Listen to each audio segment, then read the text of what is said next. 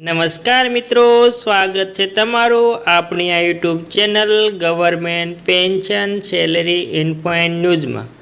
તો મિત્રો, આજે આપણે વાત કરવાના છીએ કે વૃદ્ધ પેન્શન યોજના 2025 નવા નિયમ પ્રમાણે 60 વર્ષ ઉપરના દરેક વૃદ્ધ લોકોને મળશે વધારાનું પેન્શન અને તબીબી સારવાર। ગુજરાત વૃદ્ધ પેન્શન યોજના 2025। તો મિત્રો, તમે પણ વૃદ્ધ પેન્શનર છો તો તમારા માટે આ સમાચાર ખૂબ જ અગત્યના છે।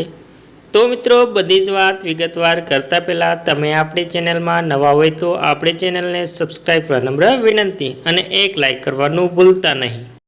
તો મિત્રો, બધી જ વાત વિગતવાર કરીએ તો Gujarat old pension scheme 2025 Gujarat સરકાર દ્વારા વિવિધ વર્ગોના લોકો માટે અનેક લાભકારી યોજનાઓ ચલાવવામાં આવી છે। આવી જ એક યોજના છે વૃદ્ધ સહાય યોજના।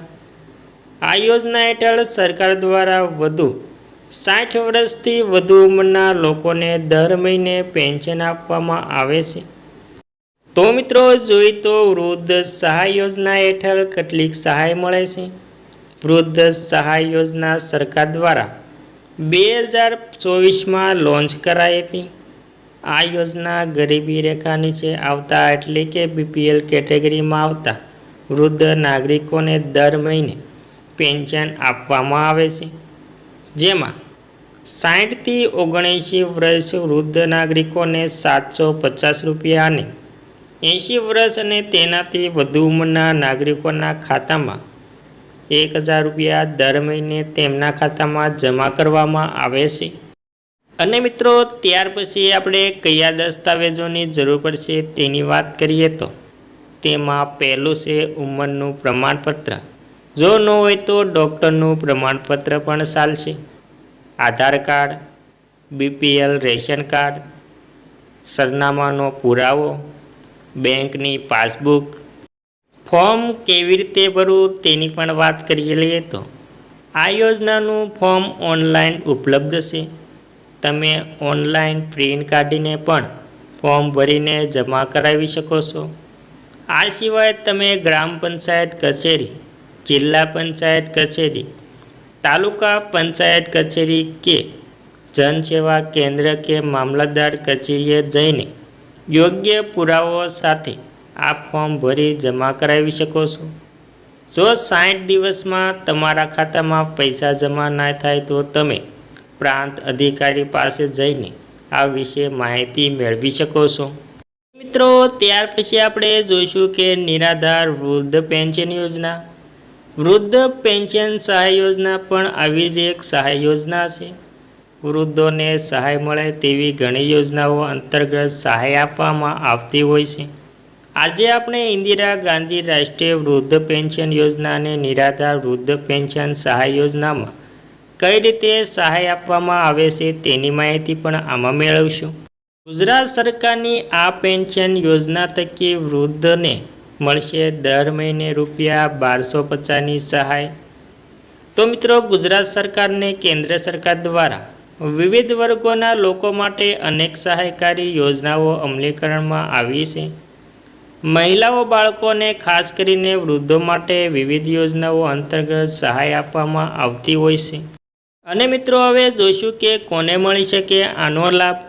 60 વર્ષ કે તેથી વધુ ઉંમરના નિરાધાર વૃદ્ધ, 21 કે તેથી વધુ ઉંમરનો પુત્ર ન હોય, અશક્ત દિવ્યાંગ વ્યક્તિના કિસ્સામાં 75% વધારે દિવ્યાંગતા હોય અને 45 કે તેથી વધુ ઉંમરની વયમર્યાદા હોવી જોઈએ, પુત્ર માનસિક અસ્થિર હોય કે કેન્સર, TB જેવા ગંભીર માંદગીથી પીડાતા હોય તેવા વૃદ્ધને પણ અરજી કરી શકશે।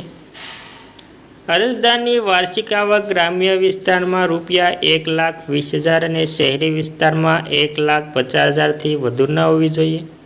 ઓછામાં ઓછા 10 વર્ષથી ગુજરાતમાં કાયમી વસવાટ હોય, 60થી વધુ વય ધરાવનારા દંપતી બંનેને મળે।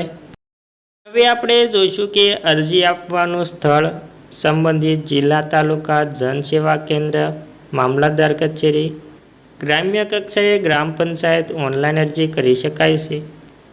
અરજીપત્રક સાથે જોડવાના દસ્તાવેજોની પણ વાત કરી લઈએ તો ઉંમરનું પ્રમાણપત્ર, શાળા સોળિયાનું પ્રમાણપત્ર, ડૉક્ટરશ્રી દ્વારા આપવામાં આવેલ કોઈપણ એક પ્રમાણપત્ર જોડવામાં આવશે.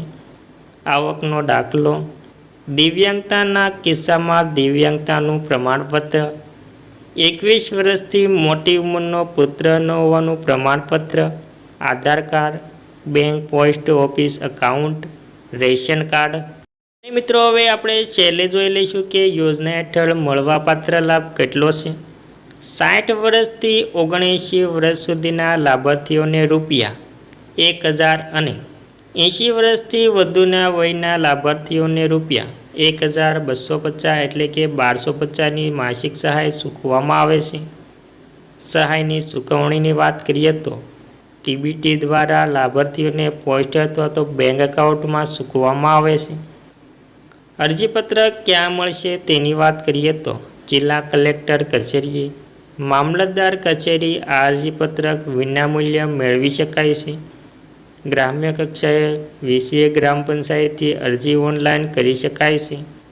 નીચે દર્શાવેલ લિંક પરથી પણ ડાઉનલોડ કરી શકાય છે.